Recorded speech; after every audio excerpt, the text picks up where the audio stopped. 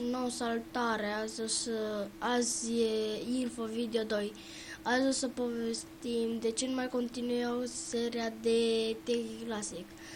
Păi, eu foloseam, stai să vă arăt. Așa. Eu foloseam ăsta și uitați, dacă mă bag în el,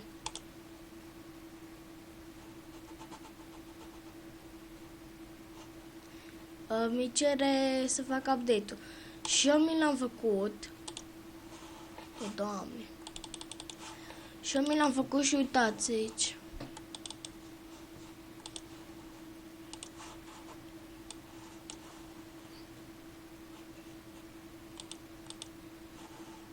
Asta mi se pornește, dar mi pornește consola, dar asta nu e important. După ce se prinde asta, nu mai.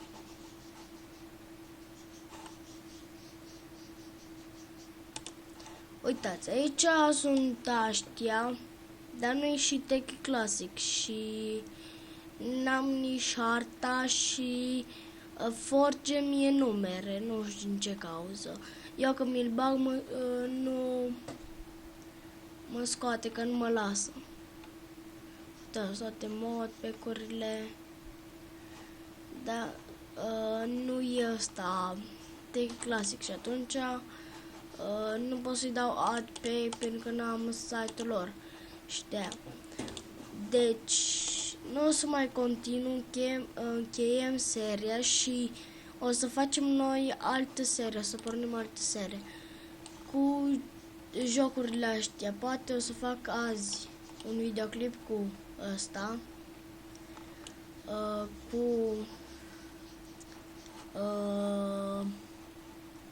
poate chiar și cu Metin, poate chiar și Sam, Euro Truck Simulator 2, Blood Ray 1, dacă l-ați jucat, da, asta se joacă un versior de-a meu.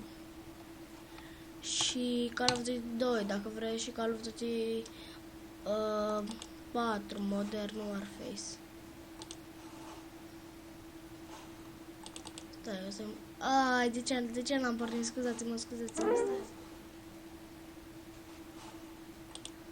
Așa, n-am pornit din greșeală. Cred că nu o să vedeți nimic.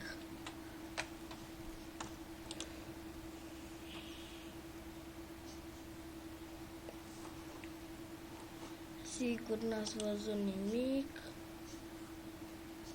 Așa, and... Și No More Israel, League of Legends, adică LOL-ul mi s-a blocat, nu știu ce prostie, Need for Speed World,